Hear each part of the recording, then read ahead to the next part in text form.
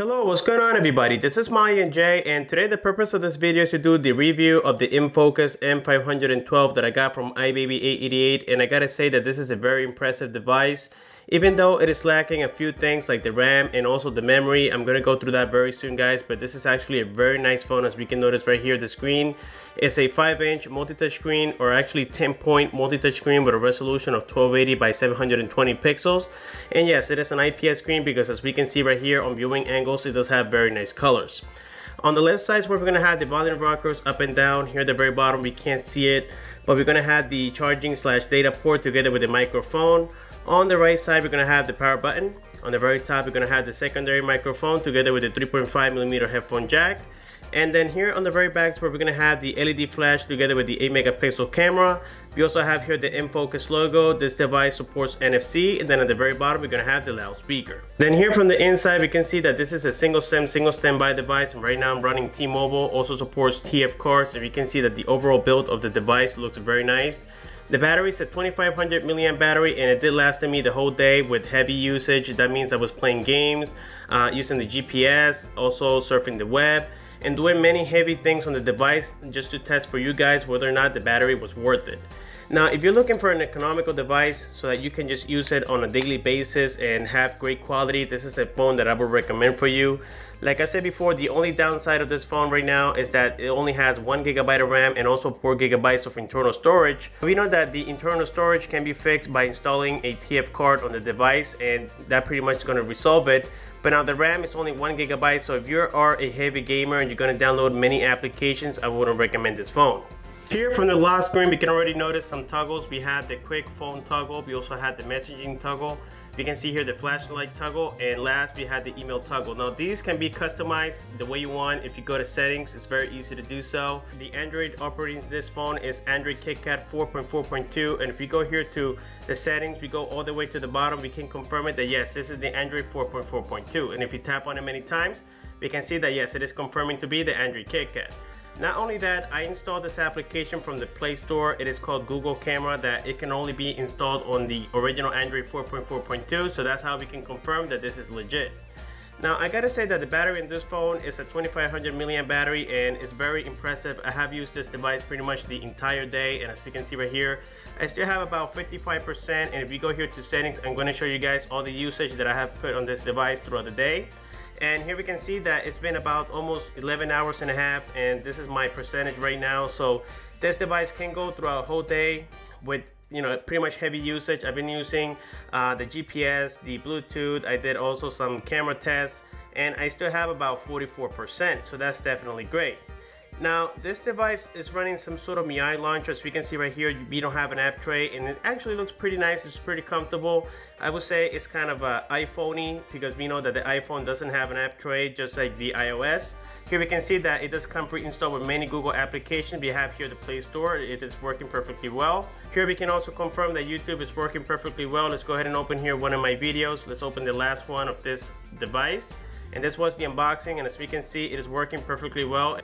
Another thing is that the Wi-Fi, the Bluetooth, the signal reception also works very well. We can see here on the very top, we have the Wi-Fi signal reception is perfect. So we can see here that the signal reception for T-Mobile is perfect as well, and it is running currently 3G. And that's another thing we're gonna go ahead and do. Let's open here the browser. Right now, as we can see, I am on YouTube. And sometimes I think it could be a bug. Sometimes YouTube delays, or any other website delays on opening. But we can see there that it did load. Let's go ahead and try to reload it once again. So as you can see, this time was a little bit faster. Let's do the same thing with, let's say here, dhgate.com. So dhgate.com. And here we can see that, yes, it loaded pretty fast. And let's try it one more time. Let's say here, pandawheel.com. And as you can see, the keyboard is very comfortable to use. I barely get any mistypes. It's very nice, and it's very sensitive as well. So here we can see that right now it's loading Panda Wheel, and it took a second there. And when we turn off here the Wi-Fi and we just use the regular 3G network, it is a little bit slower. Let's go ahead and reload the same application. We're going to notice that it does take about twice as long as if you were on Wi-Fi. So for that reason, the browsing on this device wasn't my favorite. As we can see right now, it's taking about 5 seconds, and this is when it reloaded. So for that reason, again, it wasn't my favorite browser out there, but at least it's going to do its job. So one of the first things we're going to go ahead and start testing is the camera. The camera was pretty decent. Let's go ahead and check the next clip and let me know what you think.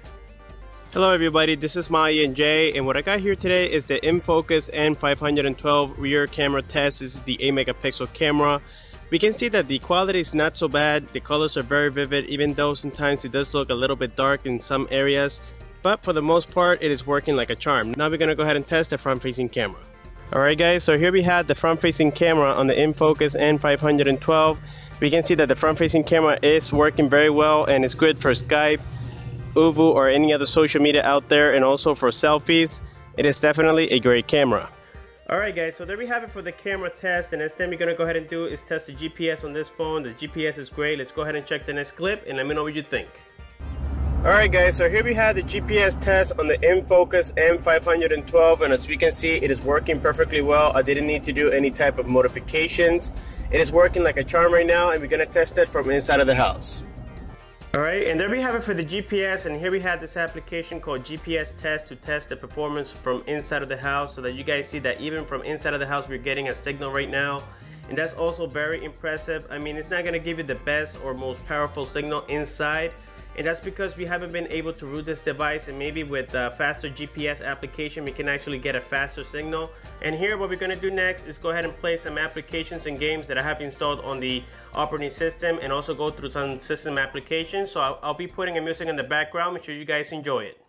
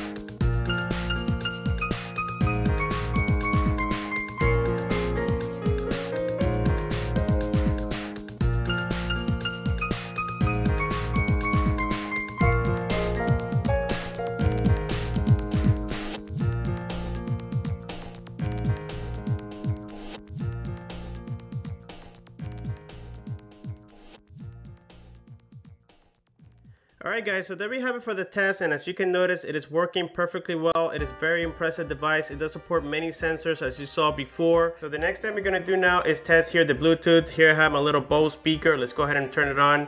And as you guys can see right now, some pairing mode. Let's go here to settings, and I believe it has paired already. So as you can see, it is connected. So let's go back once. Let's go here to the sound profile. Let's go to ringtones and let's test the sound.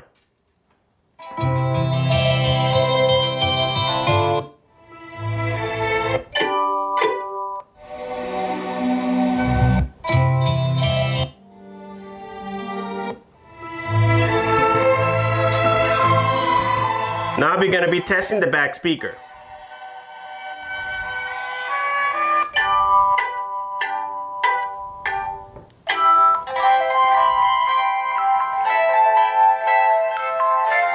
So as you can see, the back speaker is not too bad, but it's not the best either. So the next thing we're going to do now is test the NFC. As you can see here from the very top, I am connected to the NFC as well as on this device. It is connected right now. So what we're going to do is pair them, and we're going to transfer this picture, and you're going to see that on this side right now it says incoming beam, and it does take a second or so before we can actually receive it. Right now it says incoming beam. So here, as we can see, we have received already the beam, and right now here we have the picture. And the great thing about the NFC is that the picture quality comes out the same way the other phone has it. So that means that if you shoot a picture on this device of about 13 megapixels, that's the same quality you're gonna get on the other device, as we can notice right here. So that's great. So another thing we're gonna go ahead and do here is weight the device. Here I have my little scale. Let's go ahead and turn it on. Right now I believe it's on grams, and let's go ahead and put it on top, and we can see that this device is about 157 grams. So it's not very light and it's not very heavy either. So another thing we're gonna go ahead and do here is perform a phone call. Let's dial 611 so that we can test it. Okay, and here we're dialing 611. Let's go ahead and put it on loudspeaker. T-Mobile 4G LTE, covering 200 million. Here we can see that the proximity sensor is very sensitive. And if I forgot to mention, this device has a notification LED right here, right next to the proximity sensor and light sensor. We also have a 2 megapixel front-facing camera and the ear speaker. Now, the only downside of it is that it only has 1 gigabyte of RAM. It doesn't support 4G LTE, and also comes with 4 gigabytes of internal memory. So if it wasn't for that, I think this would have been definitely a bargain, but I know that other countries out there do have the capability of getting 4G LTE on this device. Well guys, I think I covered everything on this phone, but if you guys do have any questions, please, like always, don't forget to comment down below. Please like the video, subscribe for more. Thanks for watching, and have a good one.